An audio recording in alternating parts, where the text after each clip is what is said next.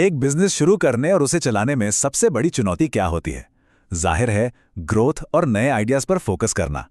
लेकिन इसके साथ ही उन अनदेखे कानूनी जोखिमों से भी बचना होता है जो सब कुछ बिगाड़ सकते हैं। आज हम इन्हीं छुपे हुए जालों पर से पर्दा हटाने वाले हैं। ये कहानी तो लगभग हर नए एंटरप्रेन्योर की है। बिजनेस को बनाने का जुनून इतना ज्यादा होता है कि अक्सर कागजी कार्रवाई और कानूनी नियम कायदे पीछे छूट जाते हैं। लेकिन सच तो ये है कि यही छोटी सी नजरअंदाजी बाद में सबसे बड़ी गलती बन जाती है।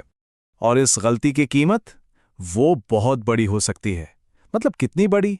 भारत में हर एक उल्लंघन पर औसतन 50,000 रुपये से ज्यादा का जुर्माना लग सकता है। यह सिर्फ एक नंबर नहीं है, ये एक चेतावनी है कि कंप्लायंस को हल्के में लेना कितना भारी पड़ सकता है। ठीक है, तो चलिए इस मामले की तह तक चलते हैं। किसी भी बिजनेस की सुरक्षा उसकी नींव से शुरू होती है, और वो नींव है उसकी कानूनी संरचना। ये सिर्फ एक फॉर्मेलिटी नहीं है, ये आपके बिजनेस का सुरक्षा कवच है। अब इस स्लाइड में दिलचस्प बात यह है कि ये काम कैसे करता है। देखिए, अगर बिजनेस एक सोल प्रोप्राइटरशिप है तो कानून की नजर में बिजनेस और मालिक एक ही हैं। मतलब बिजनेस पर कोई कर्ज या केस हुआ तो पर्सनल संपत्ति भी दांव पर लग जाती है। लेकिन एक एलएलसी या कॉरपोरेशन बनाने से एक कानूनी दीवार खड़ी हो जाती है जो पर्सनल संपत्ति को सेफ रखती है। एक और बहुत कॉमन जाल है जुबानी सौदा या हैंडशेक डील। पार्टनरशिप की शुरुआत में सब बढ़िया लगता है, भरोसा होता है। लेकिन क्या होगा जब चीजें बदलेंगी? कोई पार्टनर छोड़ना चाहेगा या मुनाफे पर बात बिगड़ेगी। बिना लिखे हुए एग्रीमेंट के सिर्फ कंफ्यूजन और झगड़े होते हैं। एक साफ सुथरा एग्रीमेंट इन सभी मुश्किल सिचुएशंस का हल पहले ही बता देता है। तो बिजनेस की नींव तो रख दी, अब आता है अगला स्टेप। जैसे जैसे बिजनेस बढ़ता है टीम भी बढ़ती है, और टीम के साथ ही शुरू होता है लीगल कॉम्प्लिकेशंस का एक नया लेवल। टीम मैनेजमेंट सिर्फ लीडरशिप नहीं है, ये लीगल कंप्लायंसेस भी है। ये स्लाइड बहुत अच्छे से दिखाती है कि भारत में कैसे आपकी टीम का साइज बढ़ते ही कुछ कानूनी जिम्मेदारियां अपने आप शुरू हो जाती हैं। जैसे ही टीम में 10 से ज्यादा लोग होते हैं, ESIC यानी हेल्थ इंश्योरेंस और पॉश एक्ट जरूरी हो जाता है। और जैसे ही आप 20 के आंकड़े पर पहुंचते हैं, EPF यानी प्रोविडेंट फंड का रजिस्ट्रेशन अनिवार्य हो जाता है। इन नंबर्स पर नजर रखना बहुत जरूरी है। तो इन मुश्किलों से बचने के लिए 3 बिल्कुल बेसिक चीजें हैं। पहला, हर एम्प्लॉई के लिए एक रिटन कॉन्ट्रैक्ट। दूसरा, एम्प्लॉई और इंडिपेंडेंट कॉन्ट्रैक्टर के बीच का कानूनी फर्क समझना। और तीसरा, एक एम्प्लॉई हैंडबुक जिसमें कंपनी के सारे नियम साफ साफ लिखे हों। ये सिर्फ अच्छी आदतें नहीं हैं, ये कानूनी सुरक्षा है।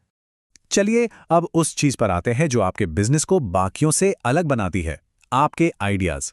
इंटेलेक्चुअल प्रॉपर्टी या आईपी अक्सर किसी भी कंपनी की सबसे कीमती संपत्ति होती है, लेकिन सबसे ज्यादा नजरअंदाज भी इसी को किया जाता है। तो ये आईपी यानी इंटेलेक्चुअल प्रॉपर्टी है क्या चीज? सोचिए, ये आपके बिजनेस की वो कीमती चीजें हैं जिन्हें आप छू नहीं सकते। जैसे कि आपका कोई आविष्कार, आपका ब्रांड नेम, लोगो या फिर कोई सीक्रेट रेसिपी। यही चीजें आपको कंपटीशन से आगे रखती हैं और इन्हें प्रोटेक्ट करना बेहद जरूरी है। यहाँ 3 सबसे बड़ी गलतियां हैं जिनसे हर हाल में बचना चाहिए। पहली, पेटेंट फाइल करने से पहले ही अपने आइडिया के बारे में सबको बता देना। दूसरी, ये चेक ही ना करना कि आपका आइडिया या ब्रांड नेम पहले से किसी और ने तो रजिस्टर नहीं करवा रखा। और तीसरी, कॉन्ट्रैक्ट में ये साफ साफ ना लिखना कि एम्प्लॉई या कॉन्ट्रैक्टर जो भी काम करेंगे उसकी आईपी की मालिक कंपनी होगी। ठीक है, तो कंपनी के अंदर की चीजें तो हमने सिक्योर कर ली। अब ये देखना है कि आप दुनिया से बात कैसे करते हैं, मतलब अपनी मार्केटिंग और एडवर्टाइजिंग कैसे करते हैं। एडवर्टाइजिंग एक बहुत पावरफुल टूल है, लेकिन इसके भी अपने नियम हैं। तो अपने प्रोडक्ट के बारे में दुनिया को बताना यानी एडवर्टाइजिंग, ये भी नियमों से बंधा हुआ है। एक सीधा सा सवाल है, कानूनी तौर पर किसी विज्ञापन को भ्रामक या मिसलीडिंग कब माना जाता है? इसका जवाब थोड़ा जटिल है और दुनिया भर की एजेंसियां जैसे अमेरिका की FTC इस पर कड़ी नजर रखती हैं। अमेरिका की फेडरल ट्रेड कमीशन यानी FTC के हिसाब से इसके 3 टेस्ट हैं। पहला, क्या आपके ऐड से एक आम इंसान गुमराह हो सकता है? दूसरा, क्या वो झूठा दावा इतना जरूरी है कि कोई उसकी वजह से आपका प्रोडक्ट खरीद ले? और तीसरा और सबसे जरूरी, क्या आपके पास अपना दावा सच साबित करने का सबूत ऐड चलाने से पहले था? और अगर ये नियम तोड़े तो कीमत बहुत बहुत ज्यादा है। FTC के आदेश को न मानने पर हर एक ऐड के लिए हर दिन $53,000 से ज्यादा का जुर्माना लग सकता है। ये एक साफ मैसेज है कि एडवर्टाइजिंग में सच्चाई सबसे ऊपर है। तो हमने बिजनेस स्ट्रक्चर, टीम, आइडियाज और एडवर्टाइजिंग सबको कवर कर लिया है। अब इन सब पॉइंट्स को जोड़कर देखते हैं और डर की जगह तैयारी और मजबूती पर फोकस करते हैं। देखिए, यहाँ सबसे बड़ा टेक अवे ये है, लीगल कंप्लायंस को एक बोझ की तरह नहीं बल्कि एक स्ट्रेटेजिक एडवांटेज की तरह देखना चाहिए। एक कंपनी जो कानूनी तौर पर मजबूत है, वो ज्यादा भरोसेमंद और ज्यादा सफल होती है। तो जाते जाते ये रही एक फटाफट चेकलिस्ट। अपनी कंपनी को सही तरीके से रजिस्टर करें और सारे अग्रीमेंट्स लिखित में रखें।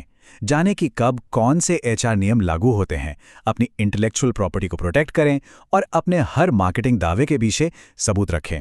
ये 4 पिलर एक मजबूत बिजनेस बनाते हैं।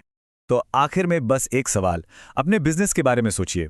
वो एक कौन सी कानूनी कमजोरी है, वो एक कौन सा एग्रीमेंट, पॉलिसी या रजिस्ट्रेशन है जिसे इसी हफ्ते ठीक किया जा सकता है ताकि कल एक और मजबूत बिजनेस बनाया जा सके।